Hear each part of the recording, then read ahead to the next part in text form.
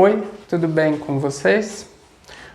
Agora eu vou continuar com a segunda parte da aula. O tema principal vai ser o teorema do sanduíche. Para isso, vocês vão precisar, a princípio, de bastante imaginação para enxergar o desenho de um sanduíche aqui, tá? Antes de enunciar o teorema principal dessa aula, eu vou falar de uma propriedade adicional de limites, que é esse teorema aqui. Se você tem duas funções f e g, e f de x é menor ou igual a g de x quando x está próximo de a, exceto possivelmente em a, se o limite das duas funções existir quando x tende a a, então o limite da primeira vai ser menor ou igual que o limite da segunda, tá? Ou seja, que os limites se comportam bem, né? Se f de x é menor ou igual a g de x, nessas condições o limite de f de x quando x tende a a é menor ou igual ao limite de g de x quando x tende a a.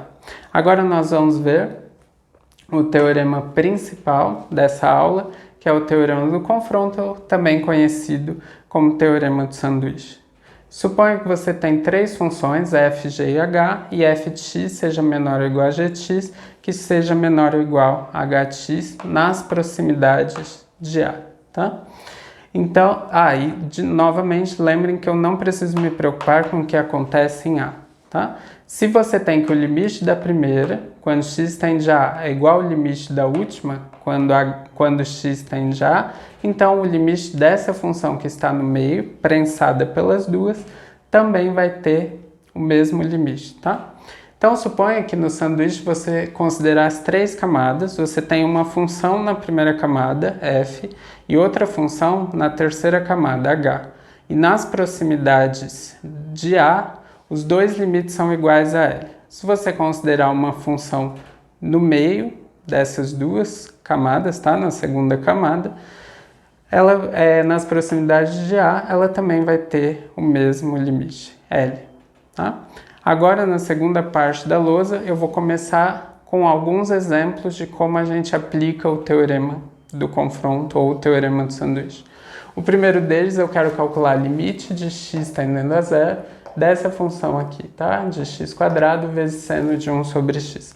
Por que que aqui eu não posso usar que o limite do produto é produto dos limites? Porque o limite de seno de 1 sobre x quando x tende a zero não existe. Mas o que que eu sei? Que o seno de qualquer valor sempre está entre menos 1 e 1, tá? Agora eu coloquei aqui um lembrete de pré-cálculo. Toda vez que vocês têm uma inequação, se vocês multiplicarem ela por um número positivo, ela vai se manter válida, tá? Então eu fiz o seguinte, eu multipliquei a inequação por x².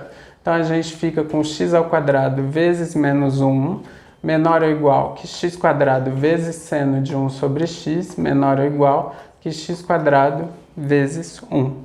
x² vezes menos 1 é menos x², menor ou igual que x² vezes seno de 1 sobre x, menor ou igual que x². Agora eu vou calcular o limite das funções que estão à extrema esquerda e à extrema direita quando x tende a zero. Limite de menos x² quando x tende a zero, como essa função f de x igual a menos x², ela é uma função polinomial, o domínio dela é o conjunto dos números reais e zero pertence ao domínio, basta fazer a substituição direta. Então eu ficaria com menos 0², que é zero. Aqui, novamente, a gente tem um cálculo similar. Como a função h de x igual a x² é uma função polinomial e o domínio dessa função, o conjunto dos números reais e zero pertence ao domínio, basta fazer a substituição direta. Então a gente tem 0², que é zero. Tá? Então vejam que a gente está nas condições do teorema do confronto. A gente tem uma função f de x menor ou igual a g de x, menor ou igual a h de x, e o limite da f quando x tende a zero é zero, e o limite de h quando x tende a zero também é zero. Então, pelo teorema do sanduíche ou teorema do confronto, o limite dessa função, quando x tende a zero, também vai ser zero. Agora, novamente, vocês vão precisar de imaginação, mas eu tentei fazer aqui um esboço do gráfico, mas depois vocês podem olhar no livro do Sturge, que está mais bem feito, tá? Então, ó, esbocei o gráfico de f de x igual a x ao quadrado. Aí lembrem, aqui quando a gente coloca um sinal de menos, ele reflete nessa reta, tá? Então fica assim, tá? h de x igual a menos x ao quadrado, lá das aulas de funções. E a função g é x ao quadrado vezes seno de 1 sobre x.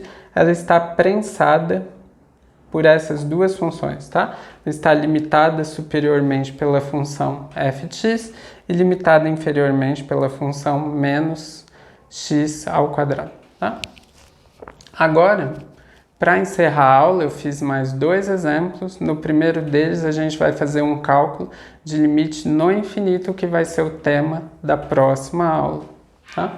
Então, olha lá, eu quero calcular o limite de x tendendo ao infinito dessa função aqui, de 2 menos cosseno de x sobre x ao quadrado mais 1. Lembrem, o domínio da função cosseno de x é o conjunto dos números reais. 2 menos cosseno de x também sempre está definido. E quando a gente tem um quociente, a gente precisa se preocupar com o denominador, mas nesse caso, x ao quadrado é sempre maior ou igual a zero. Quando eu somo 1, vai ser maior ou igual a 1. Tá? Por que eu não posso usar que o limite do quociente é quociente dos limites? Porque o limite dessa função que está no numerador não existe. Tá? Então, eu vou ter que arrumar uma técnica para resolver esse limite. O que a gente sabe sempre? Que o cosseno de qualquer número está entre menos 1 e 1. Agora, se o cosseno está entre menos 1 e 1, menos cosseno também vai estar entre menos 1 e 1. Mas eu decidi fazer alguns lembretes de pré-cálculo, que não precisava, mas eu vou relembrar, tá? Multipliquei a inequação toda por menos 1, então a gente fica com menos 1 vezes menos 1, que dá 1. Inverte o sinal, menor ou igual vira maior ou igual. Cosseno de x vezes menos 1 dá menos cosseno de x, menor ou igual vira maior ou igual, e 1 vezes menos 1 dá menos 1. E aqui eu reescrevi a equação de trás para frente. Então a gente fica com menos 1, menor ou igual a menos cosseno de x, menor ou igual a 1.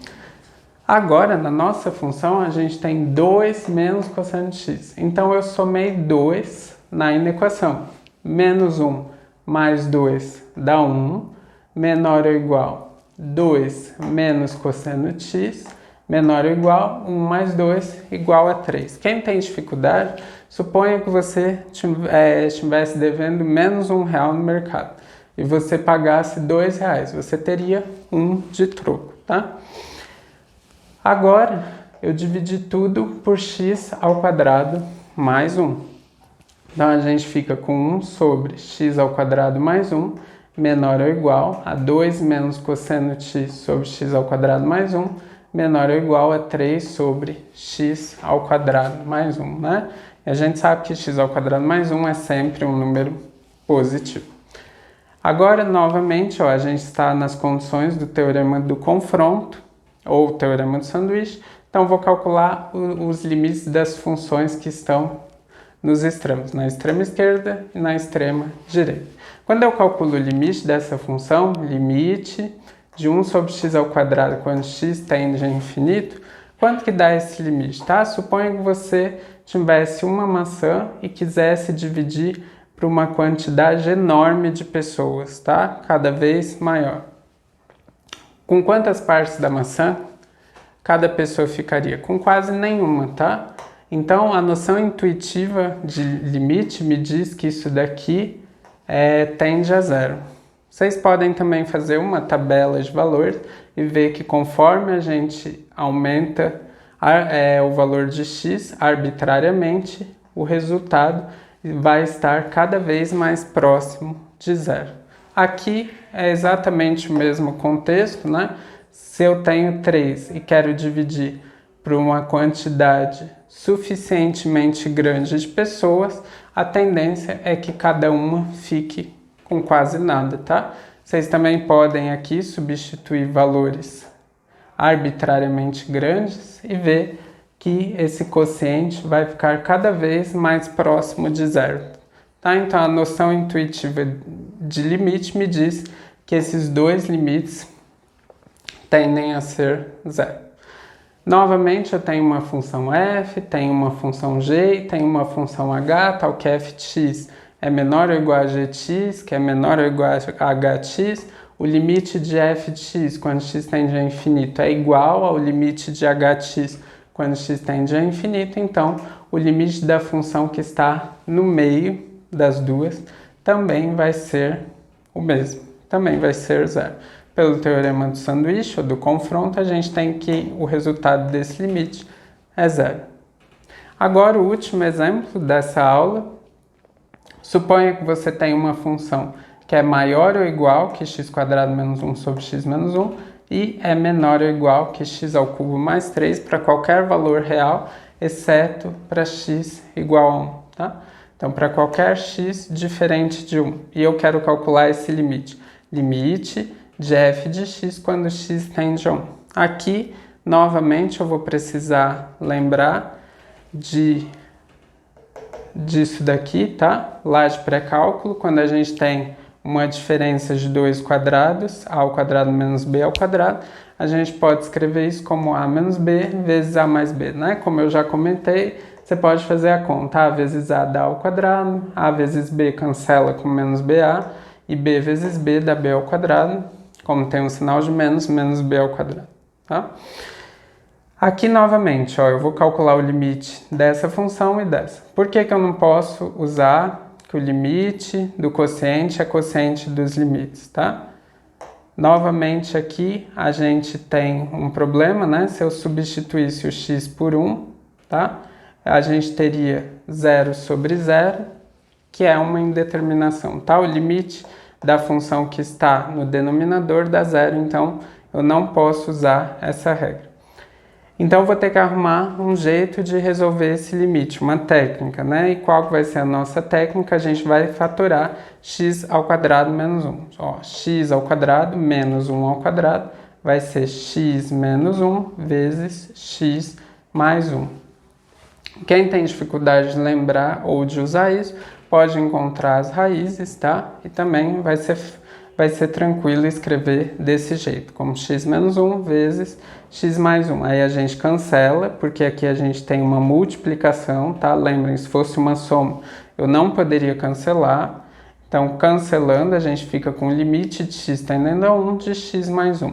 Como essa daqui é uma função polinomial, o 1 pertence ao domínio da função, porque o domínio da função é um conjunto dos números reais, eu posso fazer a substituição direta e fico com mais 1, que é 2. Finalmente, o cálculo do último limite, a gente tem que limite de x tendendo a 1 de x³ mais 1 é igual a 1 ao cubo mais 1, que é 2. Por quê? Né? De novo, isso daqui é uma função polinomial, 1 pertence ao domínio da função, basta fazer a substituição direta, então a gente fica com 1 ao cubo, que é 1 vezes 1 vezes 1, que dá 1, mais 1, que é 2.